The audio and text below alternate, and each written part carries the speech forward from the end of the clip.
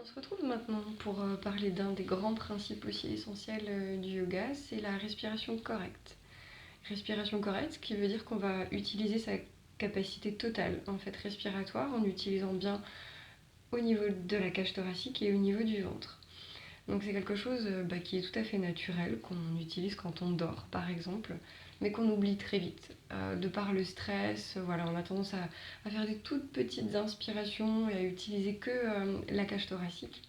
Donc c'est vrai qu'en yoga, on va essayer de retrouver cette respiration naturelle et on va utiliser cette respiration tout au long en fait, d'une séance pour avoir justement les bienfaits, oxygéner complètement son cerveau, donc l'apaiser, oxygéner complètement aussi sa cage thoracique, ses poumons. Donc voilà, c'est essentiel en tout cas que tu puisses appréhender cette respiration, surtout si tu as envie de passer à des pranayamas, les exercices respiratoires. C'est la respiration ventrale de base qu'il faut vraiment que tu arrives à maîtriser, ou en tout cas que ça devienne quelque chose de naturel. Pour ça, tu peux juste regarder comment tu as l'habitude de respirer. Tu peux poser une main au niveau de la cage thoracique, une main au niveau du ventre, et sentir où c'est que ça bouge. Normalement, ça doit être un vase communicant en fait. L'un vient nourrir l'autre, l'un vient alimenter l'autre.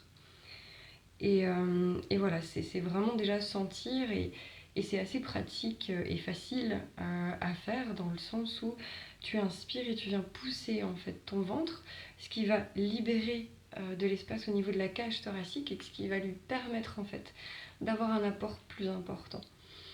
C'est quelque chose que tu peux essayer de pratiquer aussi en étant allongé si c'est difficile pour toi et tu vas venir mettre un poids au niveau de la cage thoracique, délicatement venir appuyer sur ton inspiration et tu verras qu'automatiquement en fait le ventre va venir se gonfler. Et voilà, et essaie de pratiquer chaque jour un petit peu jusqu'à ce que ça soit complètement naturel. C'est une respiration quand tu as des difficultés à dormir par exemple, quand tu sais que tu vas arriver dans un état de stress, qu'il y a une situation qui te met en stress, bah voilà, c'est revenir à cette respiration naturelle. La question souvent qui revient, c'est combien de fois. Alors ça, c'est vraiment propre à chacun, en fonction de la journée, en fonction de comment t'es émotionnellement, mentalement, physiquement. Donc c'est vraiment à toi de juger et d'écouter justement quels sont tes besoins pour aujourd'hui. Et c'est vraiment de pratiquer cette respiration pour que ça devienne automatique, facile en fait. Voilà.